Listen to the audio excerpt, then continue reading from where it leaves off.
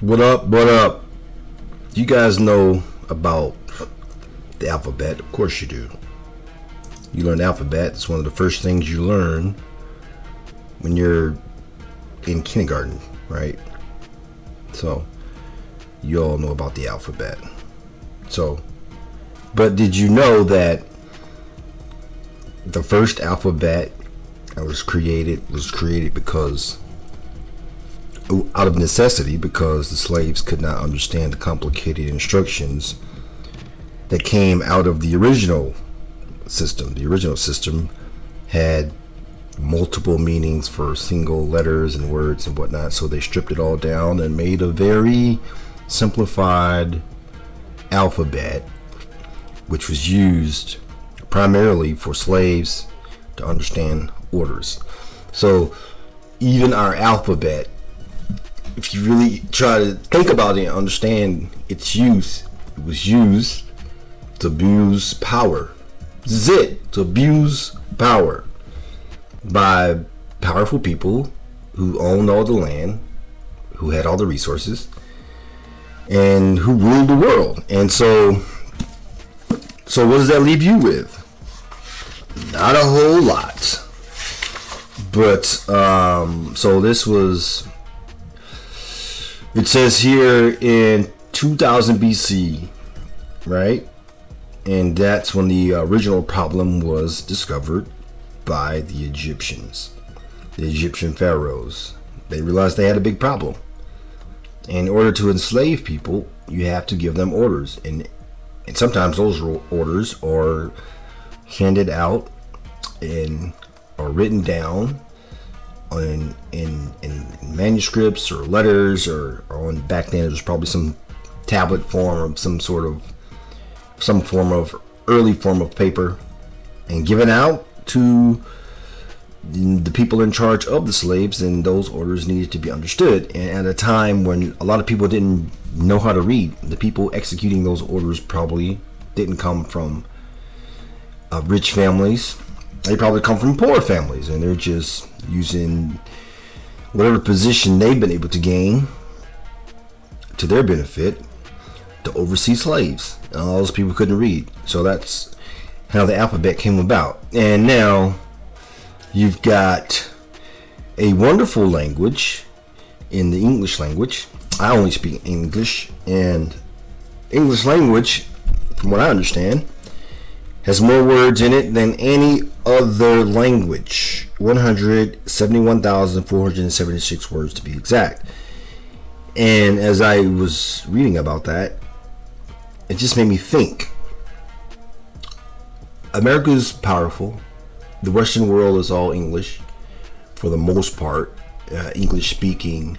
English rule dominates the world. It dominates the Western world completely. Although there are other languages in the Western sphere, you know, French, you got Italian, Spain and Spanish speaking countries. Still English dominates the world. Most of us, we all speak English. I think it's the language of the world. But just in terms of having a literate society or workforce, you need to be literate in order to be ruled. In order for the power elites to dominate, you need to be smart. Now, some of us become a lot smarter and are able to go beyond what is, maybe beyond the pale in a lot of cases, or what's expected of you, depending on where you come from. I know most people don't expect us poor black folks in America to go far, but some of us are able to break the mold, so to speak, and go as far as we want. And it's the way it should be. We're not all meant to be poor forever, so I think it's a good thing. But if you think about the alphabet, think about its original use, think about how everything is a power structure.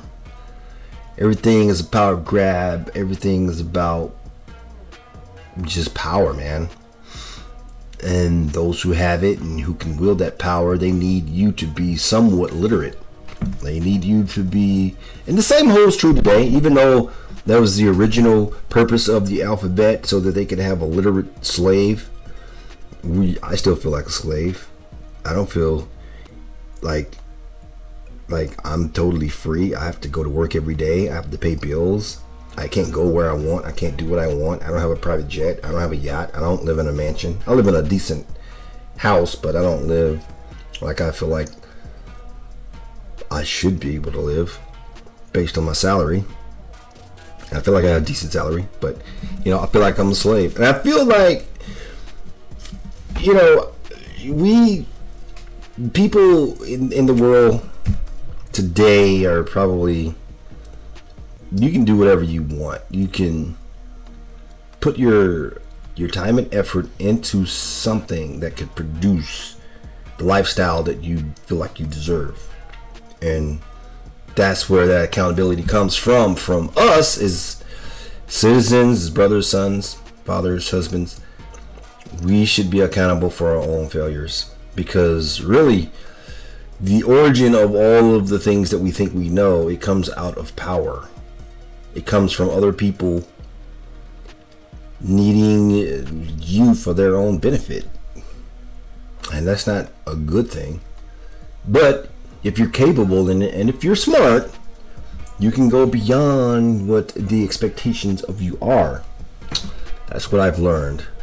Because who would have thought that this simple alphabet would have spread around the whole entire world and be used by everybody? I don't think that the Egyptians, when they originally created this alphabet that's currently being used today in some way, I don't think that they had the foresight to know that this would be the alphabet that would be used 2,000-3,000 years later, and that people would be able to be literate, and just your average common man could become literate and go out into the world and produce massive amounts of wealth, more wealth than the Egyptians could even imagine or dream of for a peasant, just because you're competent.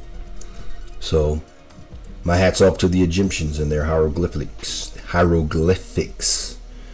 because they really didn't know what they were creating, but they created something that changed the world. And that, my friend, is a good thing, because now a peasant, the person who has nothing, I mean literally nothing, can start from the bottom and go all the way to the top, simply because he can read, he can comprehend things, and he can use the English language. He can use his own abilities to generate massive amounts of wealth for himself and his family. And that makes it all worthwhile. So yeah, this is something that this book is called The Intellectual Devotional. Revive your mind, complete your education, and roam confidently with the culture class. I don't know about that, because I don't really give a damn about the culture class. I think they're a bunch of assholes. I've been around a lot of rich and wealthy people, and they are assholes, trust me.